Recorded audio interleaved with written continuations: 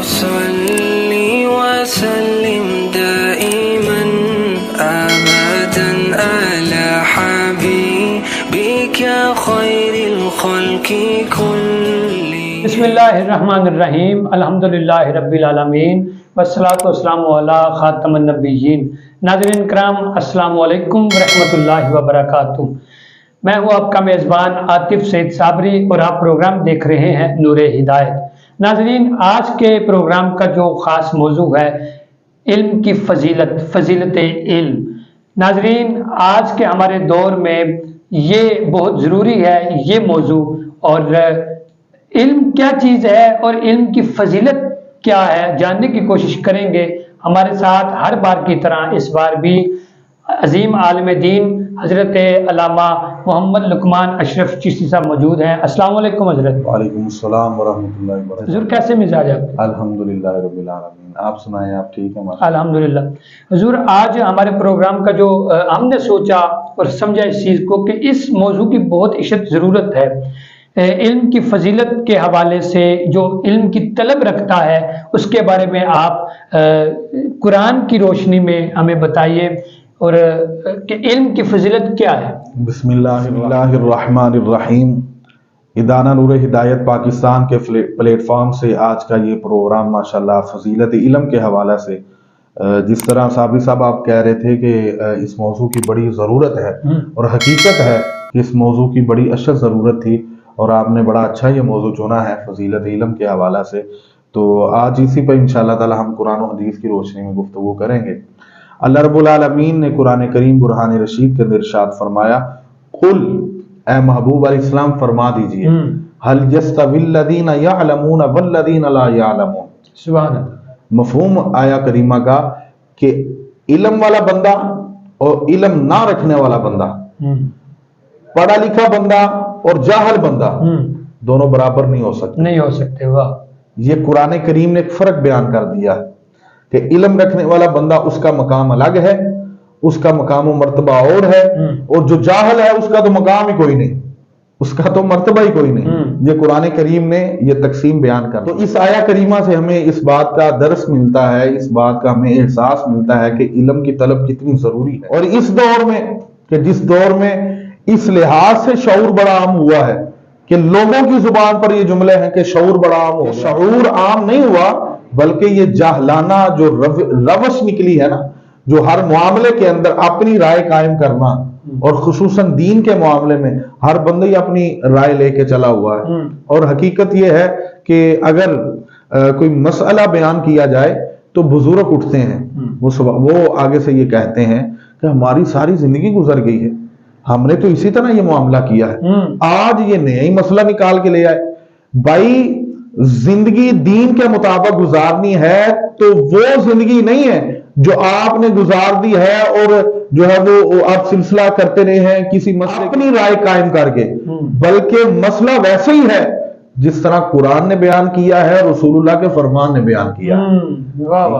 اسی طرح اللہ رب العالمین نے قرآن کریم کے اندر ارشاد فرمایا، دوسری آیت کریمہ آپ کے سامنے عرض کرتا ہوں، انما یخش اللہ من عبادہ العلماء. سبحان اللہ. فرمایا کہ جو علم رکھنے والے لوگ ہوتے ہیں نا، جو بصیرت رکھنے والے لوگ ہوتے ہیں، مفہوم آیا کریمہ کا، وہی اللہ سے ڈرتے ہیں. جہاں یہ دونوں چیزیں لازم و ملزوم کر دی اللہ رب العالمین نے قرآن کریم. جو ڈرتا ہے اللہ رب العالمین سے وہ علم رکھنے والا ہے، اور جو علم رکھنے والا ہے وہی اللہ سے ڈرتا ہے. بے شک. یہ دونوں چیزیں اکٹھی کر. اور یہاں یہ بھی بات جو ہے وہ اللہ رب العالمین نے بڑی وضاحت کے ساتھ بیان فرما دی کہ وہ علم ہی نہیں ہوتا جو انسان کے دل کے اندر خشیت الہی پیدا نہ کرے، اللہ کا خوف پیدا نہ کرے.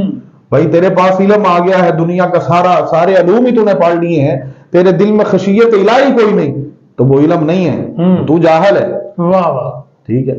ہاں، علم بظاہر پڑھنے والا بندہ نہیں ہے وہ، لیکن اس نے اللہ کریم کی خشیت کو اپنے دل میں اتارا ہوا ہے.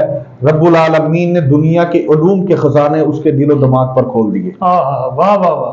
تو یہ قرآن کریم کی آیت کریمہ سے جو میں سمجھا ہوں آپ کے سامنے میں نے حضرت، جس طرح آپ نے ابھی قرآن پاک کے حوالے سے بہت خوبصورت آپ نے گفتگو فرمائی ہے، میں چاہتا ہوں کہ حدیث کی روشنی میں بھی وضاحت تھوڑی سی فرمائیں اسی حوالے سے. جی بالکل. حدیث پاک کے اندر بڑی تفصیل کے ساتھ اہل علم کے فضائل رسول کریم علیہ السلام نے بیان فرمائے.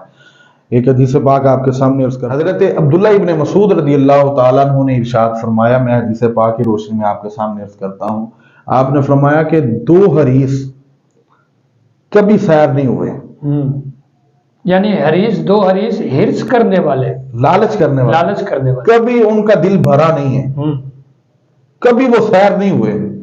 وہ کہتے ہیں نا آج میں نے بڑے سیر ہو کے کھانا کھایا، تو یہ وہ سیر ہے، ٹھیک ہے، یہ صبح والی سیر نہیں۔ 2 حریث شخص جو ہے، جو ہرس کرنے والے ہیں، وہ کبھی سیر نہیں ہوئے۔ ان میں پہلا جو ہے وہ علم کا حریث ہے۔ علم کا جو حریث ہوتا ہے، جس کو یہ لالچ ہوتا ہے کہ مجھے وہاں سے بھی علم مل جائے، وہاں سے بھی علم مل جائے، ادھر سے بھی علم مل جائے، وہ کبھی اس کا من بھرا ہی نہیں ہے۔ وہ ساری زندگی علم کی تلاش میں چلتا پھرتا رہتا ہے، دوڑتا رہتا ہے، جہاں سے اسے پتا چلتا ہے فلاں علاقے کے اندر اہل علم موجود ہیں، وہ ان کی محفل میں جا کے بیٹھ جاتا ہے، مجھے یہاں سے کچھ حاصل ہو۔ تو اہل علم جو ہوتے ہیں، جو علم کے حریث ہوتے ہیں، ہرس علم رکھنے والا جو بندہ ہوتا ہے، وہ کبھی سیر وہ ہوا ہی نہیں ہے، اس کا من کبھی بھرا ہی نہیں ہے علم کے ساتھ۔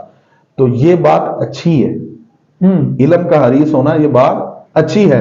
اور فرمایا جو دوسرا حریث ہے وہ دولت کا حریث ہے، وہ دولت کا حرص رکھنے والا ہے۔ فرمایا یہ دونوں آپس میں برابر نہیں، جو علم کا حریث ہے اور جو دولت کا حریث ہے، یہ آپس کے اندر برابر نہیں ہے۔ اور فرمایا کہ علم کا جو حریث ہوتا ہے نا، اس کی رضا میں اللہ کی رضا ہوتی ہے، اور اس کے معاملات میں اللہ کی رضا کے سلسلہ جو ہوتا ہے اس میں اضافہ ہوتا ہے۔ اللہ اس کے اوپر خوش ہو جاتا ہے کہ یہ علم دین حاصل کرنے کے لیے بڑی تگودو کر رہا ہے۔ اور جو دنیا کا حریث ہوتا ہے اس کی سرکشی میں اضافہ ہوتا ہے، جو دولت کا حریث ہوتا ہے اس کے جھگڑوں میں اضافہ۔ آپ دیکھ لیں، صبح دن کا اجالا ہوتا ہے، نماز فجر پڑھنے کے لیے مسجد میں کوئی نہیں ہوتا، لیکن 7 بجتے ہیں، دفتر میں ویل ڈریس ہو کے، کوٹ پہن کے، ٹائی اچھی لگا کے، پرفیوم لگا کے، اچھا جو ہے وہ ناشتہ کر کے لوگ بھاگتے جا رہے ہیں۔ کدھر جا رہے ہیں جی؟ میں دولت کمانے جا رہا ہوں۔ سارا دن لڑتے جگڑتے گزر جاتی ہے۔ ایک وہ ہے اور ایک وہ ہے جو مصلی رسول پہ بیٹھ کے دین پڑھا رہا ہے۔ اللہ اللہ، سبحان اللہ۔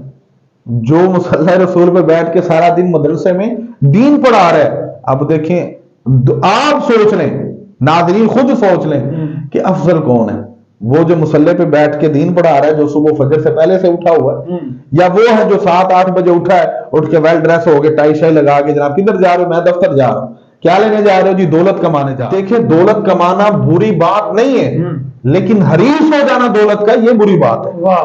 تو میں نے عرض کیا کہ جو علم کا حریص ہوتا ہے اس کی رضا میں اللہ کی رضا ہوتی ہے، اور جو دنیا کا جو ہے وہ دولت کا ہرس رکھنے والا ہوتا ہے اس کی سرکشی میں اضافہ ہوتا ہے۔ بہت اچھے انداز سے آپ ناظرین تک بھی پیغام پہنچا رہے ہیں۔ میں یہ چاہ رہا تھا کہ جس طرح آپ نے علم رکھنے والے کی بات کی، اور جو علم رکھ کر جو کام کر رہا ہے اور جو صرف دنیا داری کی تگودو میں لگا ہوا ہے، کچھ ایسے لوگ بھی ہیں آپ کی نظر میں کہ جو علم رکھ کر بھی علم سے دور ہوتے چلے جا رہے ہیں، اس کے بارے میں کچھ اشارہ؟ جی صابری صاحب، بڑا اچھا آپ نے سوال کیا ہے کہ آج لوگ علم سیکھ کر اس پر عمل پیرا تو ہونا دور کی بات، بس ان کی کہہ لیں کہ اندر تکبر آ جاتا ہے، غرور آ جاتا ہے کہ ہمارے پاس علم ہے۔ حالانکہ سمپل سی مثال یہ ہے، سادہ سی مثال یہ ہے، یہ سڑک کے جی ٹی روڈ کے آپ کنارے پہ دیکھتے ہیں سفیدے کے درخت لگے ہوتے ہیں، وہ ایسے اکڑ کے کھڑا ہے، اس کو پھل کوئی نہیں، اور جب اندھیری و طوفان آتا ہے سب سے پہلے اوندے منہ وہ گرتا ہے۔ جو اس کے مقابلے میں جھک کر کھڑے ہیں، جو درخت جو اشجار جو ہیں وہ جھکے ہوئے ہیں، ان کو پھل بھی لگ رہا، ان کو جو ہے وہ طوفان بھی کچھ نہیں کہتے۔ میں یہ بات عرض کرنا چاہتا ہوں کہ حضرت عیسیٰ علیہ السلام نے ارشاد فرمایا، آپ نے فرمایا کہ اندھے کے ہاتھ میں چراغ دے دیا جائے، اندھے کے ہاتھ میں چراغ دے دیا جائے تو وہ روشنی کیسے حاصل کرے گا؟ ہاں واہ، جو ہے ہی اندھا ہے، بڑا خوبصورت نقطہ ہے یہ، ٹھیک ہے، وہ کیسے روشنی حاصل کرے گا؟ بس یہی ہوگا، دوسروں کو تو فائدہ دے گا، خود کو کوئی فائدہ نہیں، خود کو کوئی فائدہ۔ تو جو علم رکھنے والا ہے شاید وہ دوسرے کو تھوڑا سا علم دے دے، لیکن وہ عمل پیرا نہیں ہو رہا تو اس کو اس کا علم کوئی فائدہ نہیں۔ اسی طرح ایک اور آپ نے بات ارشاد فرمائی، فرمایا کہ تاریک گھر، اندھیرے والا گھر، اس کی چھت کے اوپر चराग रख दिया जाए तो वो घर के अंदर की जो तरीकी है उसको खत्म नहीं करेगा। वाह वाह। वो साइडों पे जरूर रोशनी देगा लेकिन अंदर की तरीकी खत्म नहीं होगी। यही मिसाल है, जो इल्म हासिल करके इल्म पर अमल पैरा नहीं होता वो शायद दूसरों को तो इल्म उससे कोई हासिल हो ही जाए लेकिन उसके अंदर जो है ना वो इल्म पर अमल पैरा नहीं हो रहा, उसको उसका इल्म कोई फायदा नहीं देगा। यानी चिराग हाथ में लेकर वो घूम रहा है लेकिन खुद वो उस रोशनी से महरूम है, बिल्कुल महरूम है, क्योंकि वो अंधा बना हुआ है। इस मसाल बंदा खुद तो बड़ी बड़ी दना बातें करे, दनाई वाली बातें करे, उसको भी समझाए लेकिन खुद उस पर अमल पैरा ही ना हो। यहाँ से बड़ी सारी चीजें निकलती हैं। अच्छा, हम देखते हैं जी, हम म्याना रवि इख्तियार करते हैं जी आप क्या म्याना रवि इख्तियार करते हैं? हम सबको एक नजर से देखते हैं। हाँ, ये ज्यादा एक तसल्सल से ये रविश है जी। मैं सबको एक ही नजर से देखता हूँ, तो बड़ा है छोटा मैं कहता हूँ सब एक है, अल्लाह की मखलूक है। भाई इस तरह नहीं है। म्याना रवि अपने मामले में इख्तियार करो, दूसरों के मामले में म्याना रवि नहीं, इंसाफ जो है वो इख्तियार करो जिसका अल्लाह भी हुक्म दे रहे। जी मैं यहाँ एक मिसाल अर्ज करता हूँ कि एक बच्चा है जिसका कद जो है वो कह ले 3 फुट है, एक जवान है जिसका कद है 4 फुट, एक बड़ा मर्द है जिसका कद है जनाब 5 या 5.5 फुट, सामने दीवार है जिसकी बुलंदी है तकरीबन कह लें कि 4.5 फुट। उस दीवार से उस तरफ देखना है। अब जो कदावर है जिसका कद कह ले को 5 5.5 फुट है, उसको अपने नीचे कुछ चीज रखने की जरूरत है? बिल्कुल नहीं। वो दीवार के उस तरफ देखने के लिए अपनी टांगों के ऊपर ही खड़ा हो जाएगा तो उस तरफ नजर आएगा। इसके मुकाबले में जो 4 फुट वाला बंदा है उसको शायद 1 फुट वाले एक डिब्बे की जरूरत हो जिसके ऊपर वो खड़ा होकर उस दीवार की उस जानिब देखे। बिल्कुल। इसी तरह जो 3 फुट के कद वाला बच्चा है उसको कम से कम को 3 फुट जो है वो कह लें कि 1 फुट के 3 डब्बों की जरूरत होगी जिसके ऊपर वो खड़ा होकर दीवार के उस तरफ देखेगा। अब म्याना रवि तो ये थी कि तीनों को 1 डब्बा 1 फुट का मिलता। बिल्कुल बिल्कुल इंसाफ। एक को तो कुछ मिला ही नहीं ना, वो तो अपनी टांगों पे खड़ा है। दूसरे को 1 फुट का डब्बा मिला, तीसरे को 3 डब्बे मिले 1 फुट के, तो वो उस पे खड़े होके उन्होंने दीवार को उस जानिब देख लिया। तो अगर ये म्याना रवि रखते तो सिर्फ कह लें कि वो ही बुलंद होता जो पहले से बुलंद है। ऐसा ही बिल्कुल जो पहले से कद्दावर है वो ही ज्यादा जो है वो ऊंचा हो जाए। इस्लाम जो है म्याना रवि का दर्ज देता है, वो अपने मामले में देता है। अदल और इंसाफ का दूसरों के मामले, हम अपने मामले में तो हम बिल्कुल रखते ही नहीं ना ख्याल, ना अदल और इंसाफ का ना म्याना रवि का। दूसरों की बात आती है तो मैं सबको एक नजर से देख, ऐसी बात नहीं है। माशाल्लाह, बहुत खूबसूरत। नाज़रीन इकराम, यही सबक आमूज़ गुफ्तगू, ये हमारे लिए हासिल सबक है।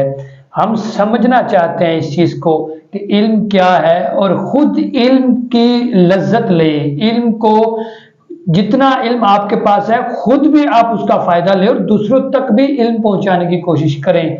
नाज़रीन, मैं यहाँ पर एक बात कहना चाहता हूँ कि जिस तरह किबला फरमा रहे थे कि एक दरख्त है, ऊंचा दरख्त, उसको कोई फल नहीं लगता, उसका कोई फायदा ऊंचा होने का नहीं है, लेकिन कहा गया कि झुके हुए दरख्त को ही फल लगता है। लेकिन एक यहाँ पर एक हजरत नुक्ता ये है कि एक दरख्त झुका हुआ भी हो, उसको फल भी लग जाए और उसका फल फिर भी मीठा ना हो, तो फिर क्या वजह हो सकती है? तो मैं ये कहना चाहता हूँ कि झुके हुए दरख्त को फल भी लगा, उसका फल मीठा ना हुआ, तो समझ लें कि उस दरख्त की जड़ें खोखली हैं, वो उसकी जड़ें जो है ठीक नहीं है। नाज़रीन इकराम, समझने की चीज़ है, कोशिश करें इन बातों पर अमल होने वाले हम बन जाएं। अल्लाह करीम हम सब का हामी और नासिर हो। आज तक के लिए इतना ही। कल इंशाल्लाह नए अंदाज, नए मौजू के साथ आपकी खिदमत में हाजिर होंगे। कल तक के लिए इजाज़त दीजिए। आतिफ साबरी को अस्सलाम वालेकुम। अल्लाह निगहबान।